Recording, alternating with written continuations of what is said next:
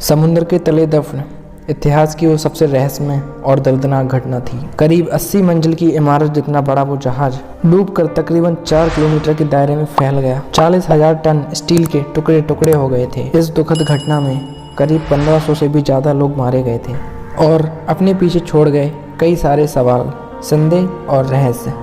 आज से एक सदी से भी पहले 10 अप्रैल 1912 को अपने समय का सबसे बड़ा, भव्य, विशालकाय और सुरक्षित जहाज RMS टाइटैनिक इंग्लैंड के साउथहैम्पटन से अपनी प्रथम यात्रा पर रवाना हुआ। ये अपने समय का सबसे आधुनिक और सबसे बड़ा जहाज था।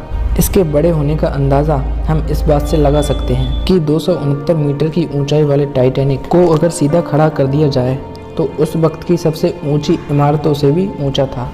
इस जहाज में मौजूद चिमनियाँ इतनी बड़ी थी कि इनमें से 2 ट्रेन एक साथ गुजर सकती थी। किसने सोचा था इतना बड़ा टाइटैनिक जहाज कभी डूब भी जाएगा, क्योंकि इस जहाज को अनसिंकेबल यानी कभी न डूबने वाला जहाज बोला जा रहा था। RMS टाइटैनिक अपनी प्रथम यात्रा में 14 अप्रैल 1912 को रात 11:40 पर दुर्घटनाग्रस्त हुआ और 2:20 पे देखते ही देखते अटलांटिक महासागर में डूब गया। तो दोस्तों, अब आपके मन में एक सवाल उठता होगा कि टाइटैनिक डूबा कैसे। तो चलिए ये भी हम आपको बताते हैं।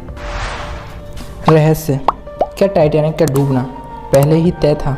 मॉर्गन रॉबर्टसन नामक के एक लेखक ने अपनी कल्पना के आधार पर सन 1898 में एक उपन्यास लिखा जिसका नाम था fidelity, wreck of the Titan. इस उपन्यास में मॉर्गन रॉबर्टसन ने टाइटन नाम के जहाज के ऊपर कहानी लिखी थी। उन्होंने टाइटन के बारे में लिखा था कि वो कभी न डूबने वाला जहाज था, जो कि इंसानों द्वारा बनाया गया उस वक्त का सबसे आधुनिक और सबसे बड़ा पानी का जहाज था। रॉबर्टसन ने टाइटैनिक की पहली यात्रा इंग्लैंड के साउथहैम्पटन नाम की जगह से की थी, जो कि आगे चल के नॉर्थ अटलांटिक महासागर में आइस बर्फ से टकरा जाता है।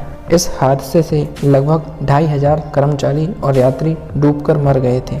इस जहाज को भी टाइटैनिक की तरह अप्रैल के महीने में आधी रात को ही डूबते हुए बताया गया था। टाइटैनिक के डूबने एवं 1898 में लिखे गए उपन्यास के वर्णन ने इतनी समानता की कि लगता था मानव रॉबर्टसन ने 14 वर्ष पूर्व ही भविष्य का चित्र खींच के रख दिया हो।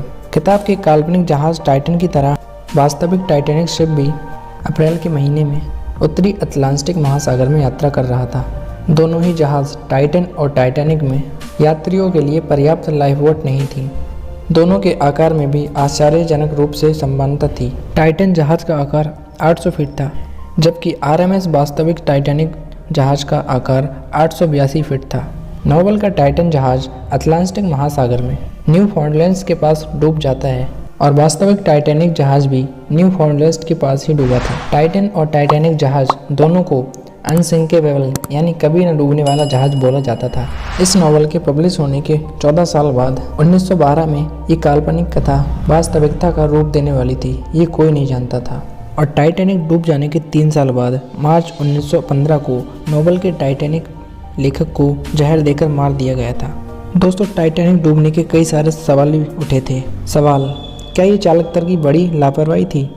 अभी तक तो ये माना जाता है कि टाइटैनिक एक बड़े से पहाड़ के चट्टान के पास जाके टकरा के डूब जाता है, लेकिन जानकारियों के माने तो कोयले के एक स्टोर में जाके आग लग गई थी, लेकिन 3 हफ्तों तक लगी रही, लेकिन इस बात पर किसी ने ध्यान नहीं दिया। इसी आग के कारण जहाज का कुछ हिस्सा क्षतिग्रस्त हो गया था। इसी आग को रोकने के लिए कोयले को आग की भट्टी में डालना शुरू कर दिया, जिसकी वजह से जहाज की स्पीड कंट्रोल से बाहर हो गई और इसी वजह से टाइटैनिक आइस बर्फ से टकरा जाता है और ये हिस्सा टाइटैनिक के डूबने का मुख्य कारण बना।